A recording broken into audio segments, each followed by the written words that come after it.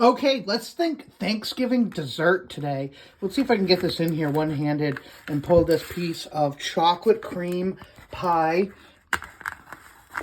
Here we go. Oh, there it is. Oh, you can't see the chocolate, the cream.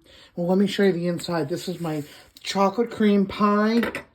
This is what we're going to be learning how to make today. It's a very quick video because I kind of forgot to film.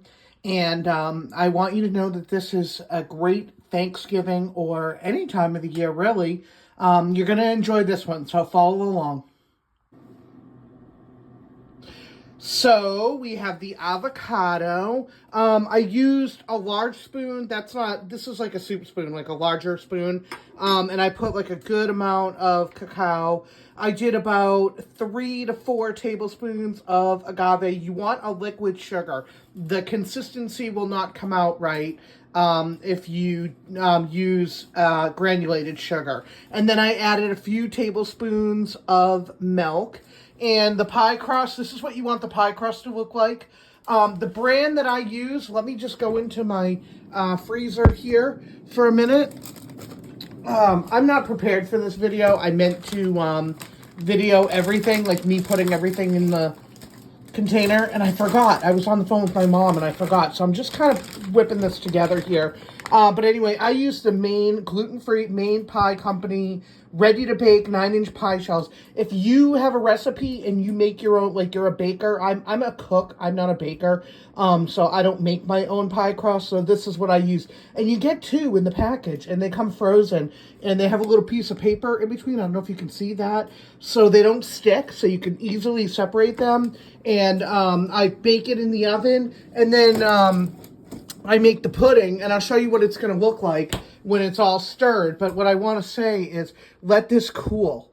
You don't want to put the pudding mixture in with on a hot crust. So, stick that in the refrigerator, cool it for a couple hours, and then go over and start. Okay, so what I'm going to do is I'm just going to mash this up with a fork until it becomes pudding consistency. And keep in mind, this is subject to change. So if you take a little taste, with a clean spoon, and if it's too chocolatey, add more agave. If it's too thick, add more milk. So, you can kind of tailor this and get the flavors right if your measurements are not equaling the flavor that you want. Okay, so I'm going to go ahead and stir this and mash it all up and show you what it looks like. The hardest part is mashing this all up. So there's the pudding. You don't want to see a lot of green. I mean, I can see a little right in the center there, but you want to smash it up as much as possible.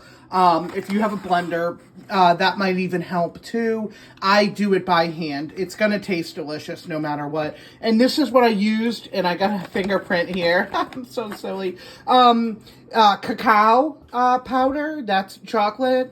It's an antioxidant. It's loaded with antioxidants, and it's a superfood. Yeah, so I don't use cocoa. You can use cocoa if that's what you already have, but if you're going to buy something, I would buy the cacao. And there you go. That's your pudding. And I'm going to put it in the pie shell and then show you what that looks like.